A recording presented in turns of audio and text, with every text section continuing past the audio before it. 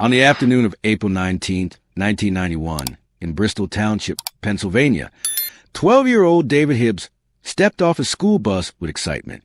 Clutched in his hand was his honor roll certificate, something he could not wait to share with his mother, Joy Hibbs. But as he approached the back of his house, his excitement quickly turned into fear. Thick black smoke was pouring from the rear door. His mother was nowhere in sight. David immediately ran to a neighbor's home, shouting for help. After alerting them, he turned back toward the house, desperate to reach his mother. But before he could go inside, a neighbor physically held him back. David resisted, kicking and struggling, unwilling to accept that he could not help her. Firefighters soon arrived at the scene. As emergency crews worked to contain the flames, David was placed in the back of an ambulance, separated from the chaos unfolding just feet away. Inside the smoke-filled home, responders made a devastating discovery. The body of 35-year-old Joy Hibbs, found in her son's bedroom. Initially, investigators believed Joy had died in the fire, but that changed quickly. The medical examiner's findings revealed a far more disturbing truth. Joy had not died from smoke inhalation or burns. She had been stabbed 5 times. Her rib cage had been crushed. Evidence of strangulation was also present. These brutal injuries indicated that she had been murdered before the fire started. Authorities concluded the fire had been intentionally set to conceal the crime. What began as a presumed accidental blaze was now an active homicide investigation. The scene left more questions than answers, and the quiet neighborhood of Bristol Township was shaken by the horrifying discovery of a mother's violent death. Before tragedy struck, Joy and Charlie Hibbs lived a peaceful, family-centered life.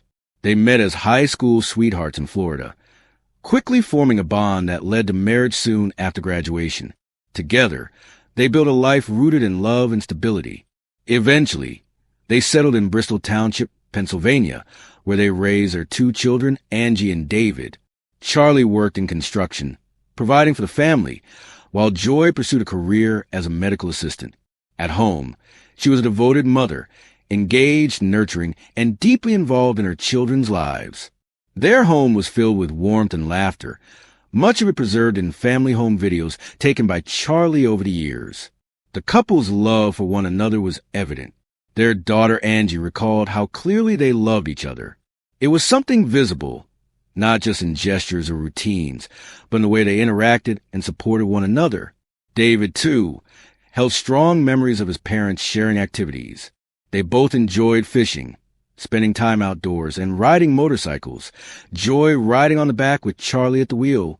This section highlights a family rooted in connection and shared joy.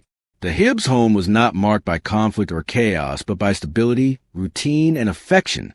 Understanding who Joy was, an attentive mother, a loving wife, and a kind-hearted woman, provides important emotional context. It reinforces a devastating weight of her loss and what her family endured in the aftermath of her violent death. April 19th, 1991, began like any other day for the Hibbs family in Bristol Township, Pennsylvania. That morning, Joy Hibbs spent time with her 12-year-old son David and the family's new puppy. It was a simple, quiet start filled with the small joys of daily life. After enjoying the morning together, Joy sent David and her 16-year-old daughter Angie off to school. Once her children had left, Joy continued with her daily routine. She made a trip to the bank to withdraw cash, followed by grocery shopping. By approximately 11 a.m., she had returned home. Around that same time, a pastor and his assistant from a local Baptist church arrived to speak with Joy. Their visit was brief and uneventful. They left the house by 11:45 a.m. Both individuals later provided verifiable alibis that accounted for their whereabouts following their visit, and they were not considered suspects. One of the most crucial pieces of physical evidence came from David's bedroom. During the fire, a clock in the room stopped working. Frozen at exactly 12:54 p.m., investigators concluded that the fire had reached that part of the house around that time. Based on this, they determined that Joy had likely been murdered in the narrow 1-hour window between 11:50 a.m. and 12:50 p.m. There were no signs of forced entry, suggesting Joy may have known her killer or willingly opened the door. Her wallet, however, was found empty in the living room. raising the possibility of robbery as a motive. Additionally, a witness reported seeing a blue Chevrolet Monte Carlo parked outside the Hibbs home, facing the wrong direction, sometime around the estimated time of the crime. These details formed the initial foundation of the investigation, offering early clues and setting the framework for what would become a decades-long search for answers. In the months leading up to Joy Hibbs' death, the family experienced several disturbing incidents that disrupted their sense of safety. Someone threw a brick through one of their windows. On another occasion, Joy's car tires were slashed. The back door of their house was also kicked in. These acts of vandalism were not random. They appeared targeted and deliberate, leaving Joy anxious and increasingly fearful. When investigators questioned 12-year-old David Hibbs about who might have had a reason to harm his mother, one name came to mind: Robert Atkins. Robert had been a former neighbor, living just a few houses away from the Hibbs residence. He was known in the neighborhood as a small-time drug dealer, and David remembered him for his explosive temper. It was the kind of temper that could be heard from the Atkins home all the way down the street. Robert's wife, April, had formed a friendship with Joy and frequently visited with her child. Despite this outward friendliness, tensions eventually surfaced. Just weeks before Joy's death, she had a heated phone call with Robert. She and Charlie had purchased marijuana from him, but were unhappy with the quality. Joy called to return it. During that call, which David overheard, Robert became enraged and issued threats. Although Robert and April had moved about 8 miles away by the time of the murder, Robert's volatile behavior, the recent argument, and his potential motive made him a person of interest. He drove a black Monte Carlo. Not the blue one seen near the Hibbs house, but the match in make and model was notable. Robert claimed he had been at home and later left for a vacation in the Poconos. Despite these red flags, authorities dismissed him early in the investigation. This decision, based on limited distinctions and unverified assumptions, marked a significant misstep in the early handling of the case and allowed a potentially critical lead to go unexplored. In the absence of strong leads, investigators turned their attention to someone close to the victim, Charlie Hibbs, Joy's husband. On the day of Joy's murder, Charlie had been working in Philadelphia, approximately 20 miles from their Bristol Township home. He was on a construction site, surrounded by co-workers who could vouch for his presence throughout the day. Despite having a verifiable alibi, Charlie willingly cooperated with law enforcement. He participated in multiple police interviews and agreed to take 3 polygraph tests. Still, suspicion lingered. With no arrests made and no clear evidence pointing elsewhere, investigators began to treat Charlie as their primary suspect. This shift in focus had lasting consequences. For years, Charlie lived under the weight of unproven allegations, casting a long shadow over his life and his family. Friends and neighbors grew distant. Internally, the family struggled to make sense of the ongoing scrutiny directed at a man they believed to be innocent. The lack of progress in the case was deeply frustrating. David Hibbs, now older, voiced his frustration publicly. In an interview with the Huffington Post, he accused police of mishandling the investigation and failing to pursue critical leads. The impact of being miscast in a role he did not play left Charlie emotionally drained and socially isolated. This section underscores how investigative missteps and tunnel vision can prolong suffering for victims' families. By placing undue focus on Charlie, authorities may have missed opportunities to pursue more viable leads, delaying justice and compounding the grief of an already devastated family. The emotional toll on the Hibbs family was profound, and the case remained cold for more than 2 decades until a new investigator brought fresh eyes to the evidence. In 2014, over 2 decades after the murder of Joy Hibbs, Sergeant Mike Slaughter was assigned to the cold case. From the outset, Slaughter approached the investigation with fresh eyes and a commitment to re-examining every piece of available evidence. What he uncovered early on was troubling. Several original detectives were unwilling to discuss the case.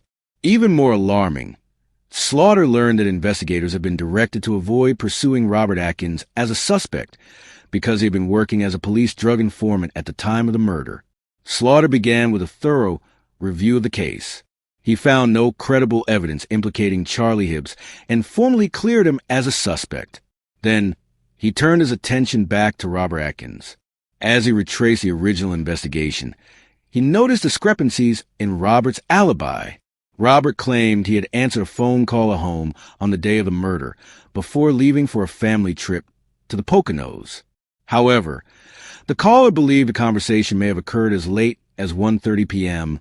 after the estimated time of the crime. Slaughter also discovered that Robert had access to a blue Monte Carlo owned by his grandmother, which aligned with the vehicle seen near the Hibbs home on the day of the murder. The critical breakthrough came in 2016. April Atkins, now divorced from Robert, came forward and revealed that Robert had returned home on the day of the murder covered in blood. She recalled him saying, "I stabbed somebody and lit a house on fire." April explained that fear and years of abuse had kept her silent. This new testimony transformed the case. Slaughter's efforts revealed not only fresh leads, but also systemic issues in the original investigation, where protecting an informant had seemingly taken precedence over solving a murder. It was the beginning of long-delayed progress toward justice for Joy Hibbs. In May 2022, more than 30 years after the brutal murder of Joy Hibbs, Robert Atkins was indicted by a grand jury on charges of first-degree murder, arson, and robbery. The arrest marked a dramatic turn in a case that had remained unresolved for decades. What had once been a cold case clouded by missteps and missed opportunities was finally moving toward resolution. Robert elected to waive a jury trial in favor of a bench trial, which began in 2024. Prosecutors presented their case built on a combination of circumstantial evidence and powerful testimony. They argued that Robert had killed Joy following a dispute over a $20 marijuana transaction, then set the fire in a deliberate attempt to destroy evidence of the crime. The prosecution relied heavily on April Atkins' account, her chilling recollection of Robert coming home covered in blood and confessing to the stabbing and arson. The timeline also supported the case. The window of time between the church visit and the fire's ignition matched Robert's unaccounted movements. Additionally, the revelation that he had access to a blue Monte Carlo, similar to the one seen near the Hibbs home, further reinforced the state's argument. Ultimately, the judge found Robert Atkins guilty. He was sentenced to life in prison for the murder of Joy Hibbs, along with an additional 30 years for setting the fire. For the Hibbs family, the verdict brought long-awaited closure to a decades-long nightmare. There's still a big hole in my heart, but I felt justice for Joy. Finally, Charlie Hibbs said after the trial, his words reflected the emotional weight of a case that had haunted his family for over 3 decades, and the relief that truth and persistence had finally prevailed. Elizabeth Salgado was 26 years old when she arrived in Provo, Utah in March 2015. Originally from Chiapas, Mexico, Elizabeth had recently completed a mission for the Church of Jesus Christ of Latter-day Saints. Driven by ambition and a desire for personal growth, she chose to continue her journey by studying English in the United States. Provo, known for its strong religious roots and reputation as a peaceful, tight-knit community, seemed like the perfect place to build the future she envisioned. Elizabeth enrolled in classes and quickly settled into a new routine. She moved into the Branberry Apartments, located at 449 West, 1720 North, where she shared her space with roommates. She was known for her punctuality and dependability, consistently attending her English classes and working a part-time job at a local restaurant. Those who knew her described her as focused and optimistic, someone who was determined to succeed. Communication was a constant priority for Elizabeth. Despite the distance, she maintained frequent contact with her family in Mexico, exchanging messages regularly with her mother, siblings, and extended relatives. Her relationships with her roommates were also reportedly positive, and she appeared to be adapting well to life in a new country. Nothing about her behavior suggested anything unusual or concerning. She had clear goals: to learn English fluently, expand her opportunities, and create a better life for herself through education and faith. Her decision to relocate was thoughtful and purposeful, reflecting both her personal values and long-term aspirations. In Provo, she saw hope, opportunity, and stability. Elizabeth's life in Utah had only just begun.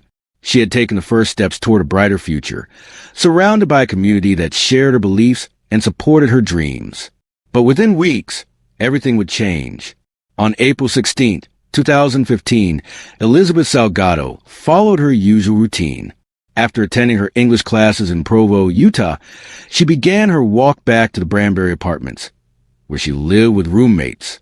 Sometime during her return, she sent brief messages to both her sister and her uncle. Those texts were received, but what followed was immediate and deeply alarming. There were no replies from Elizabeth. She did not follow up, she did not call, and she did not arrive home. This silence was not only unusual, it was entirely out of character. Elizabeth had always maintained steady communication with her family in Mexico. Whether through text or calls, she was consistent, reliable, and emotionally connected. When her relatives noticed that their replies went unanswered, concern began to rise. The unease grew quickly when further attempts to reach her also failed. Her mother, unable to get in touch, became increasingly worried.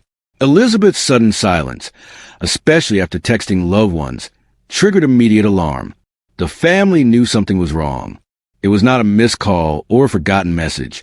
It was a complete disappearance without explanation. She had vanished in broad daylight, just blocks away from home, during what should have been a routine walk. Her absence was quickly reported to the authorities.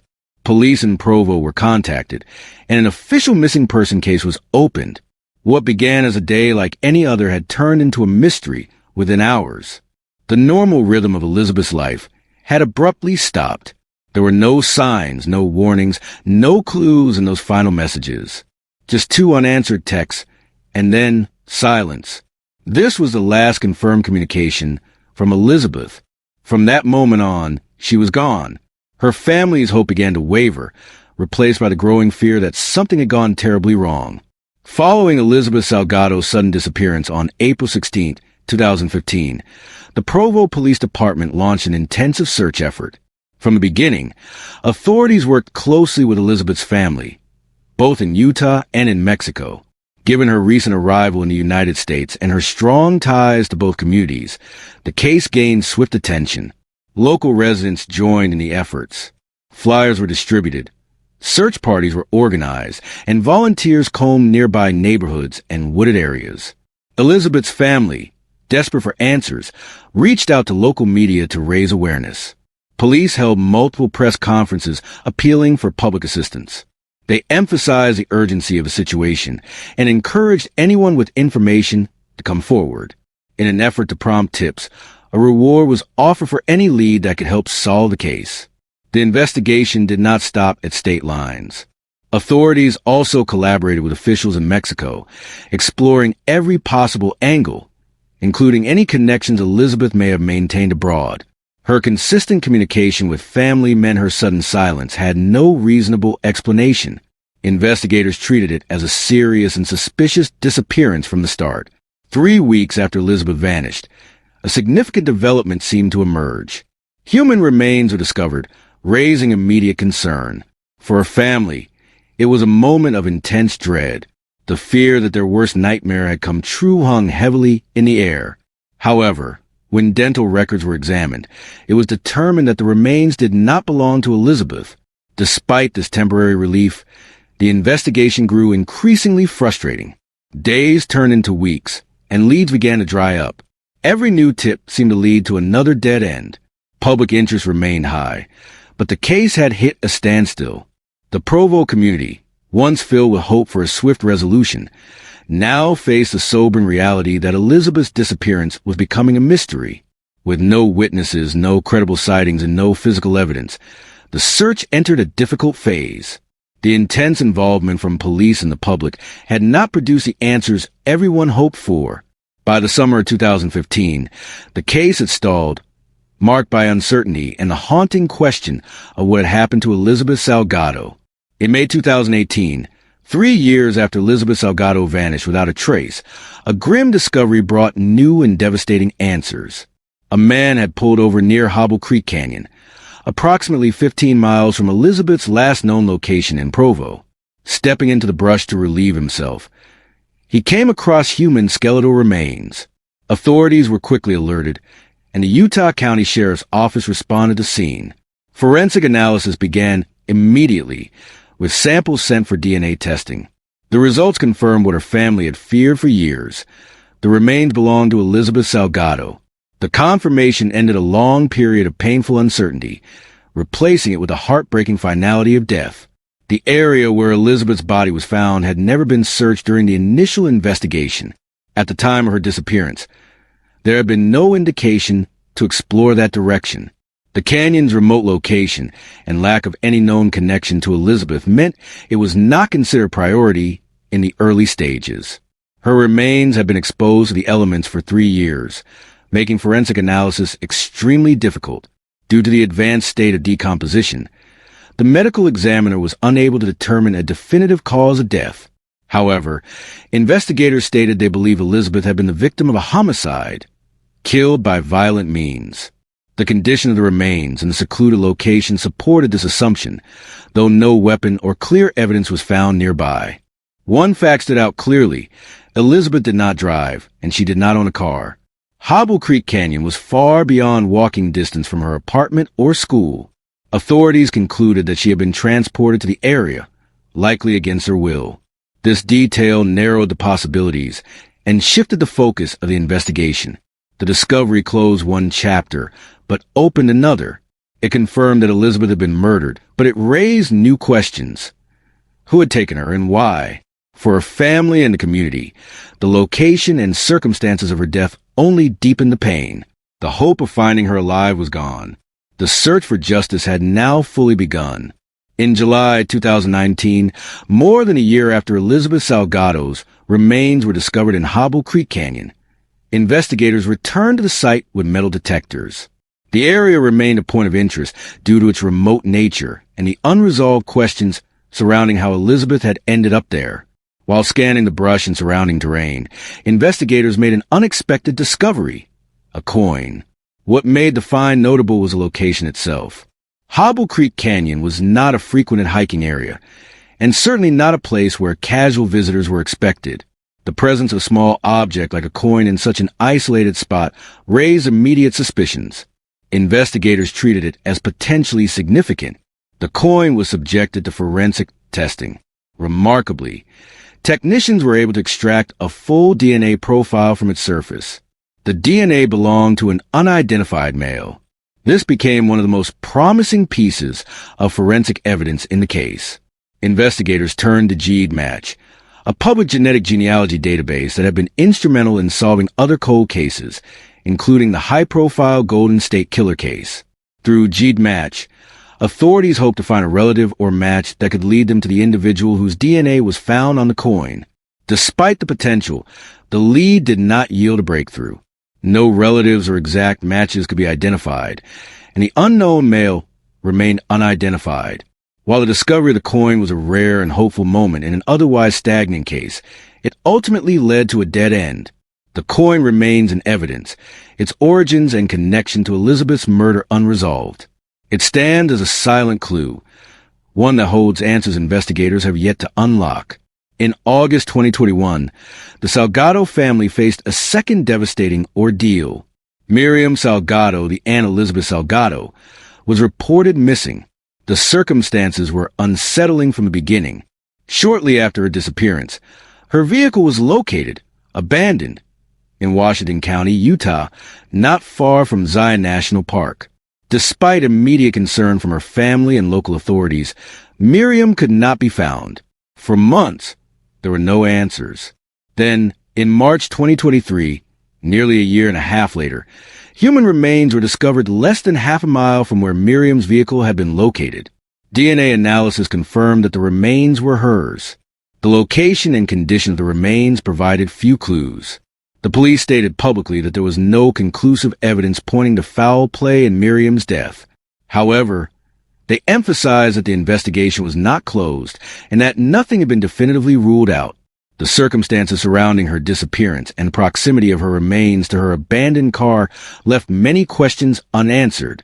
The Salgado family, still grieving the unsolved murder of Elizabeth, now faced another loss under unclear circumstances. They acknowledged that Miriam had struggled with psychological issues in the past, which added a layer of complexity to the investigation. While no official cause of death was released, the case remained open as authorities continued to evaluate the limited evidence available. Though Miriam's case was distinct from Elizabeth's, The emotional impact on the family was profound. Two members of the same family, both gone, each under tragic and unresolved circumstances. The connection between their fates, if any, remained unknown. For the Salgado family, it marked another painful chapter in a story already marked by loss, unanswered questions, and enduring grief. In 2023, a renewed investigation effort brought a possible lead back into focus. Jason Jensen, a private investigator hired by the Salgado family, made a public appeal that reignited hope in the search for answers about Elizabeth Salgado's murder. His appeal centered around a church event held just days before Elizabeth went missing, a gathering that took place in Kelly's Grove Park, located near the base of Hobble Creek Canyon. According to information gathered during the private investigation, Elizabeth was believed to have attended this church function. Reports suggested that she was possibly seen spending time with someone she had made plans with. Specifically, a picnic that may have been arranged for the day of her disappearance. While these details had not surfaced publicly during the initial stages of the investigation, Jensen viewed them as critical and worth further exploration. Jensen's public message urged anyone who had attended the church event at Kelly's Grove to review any photographs or video footage they might still have from that day. He appealed particularly to young people who had been present at the gathering, emphasizing that even the smallest detail, a background face, a timestamp, or a brief interaction, could prove vital to understanding Elizabeth's final known movements. This focused effort marked a significant development in a case that had gone years without a meaningful breakthrough. It was not a theory or a speculation, but a factual lead tied to a specific place and time. The Salgado family hoped that someone, even unknowingly, might be holding a piece of information that could unlock a larger truth. Despite the passing years, the family's determination remained strong. The appeal represented their ongoing fight for justice and their refusal to let Elizabeth's case fade into silence. It was a call to remember, to revisit, and to respond. Elizabeth Elena Laguna Salgado's case remains open. Despite years of investigation, the involvement of local authorities, the FBI, and private investigators, her murder has not been solved. There have been no arrests, and no suspects have been publicly named. Her family, along with law enforcement, continues to plead with the public. If you know anything, even something you think is insignificant, now is the time to come forward. A dedicated form has been made available for anonymous tips. This submission tool is operated not by the police but by the editorial team handling the case. It allows individuals to share information without revealing their identity. Anyone with even the smallest memory, observation, or detail is encouraged to reach out. The appeal is clear. Do not hesitate. Do not assume your information is useless. It may be the missing piece investigators need. The toll on the Salgado family has been immense. What began as a hopeful journey, a 26-year-old woman arriving in Provo, Utah, dreaming of a better future, ended in a tragedy that remains unresolved. Elizabeth came to the United States with ambition, faith, and determination. Instead, she was met with violence, silence, and a mystery that continues to haunt those who knew and loved her. Today, the call for justice remains as strong as ever. The family's message is unwavering. Someone out there knows something. If that someone is you, now is the time to act. Whether you were a witness, an attendee at a church event, or simply recall seeing something unusual, your voice matters. Help bring peace to a family that has waited far too long for answers. Help give justice to a life that was taken too soon.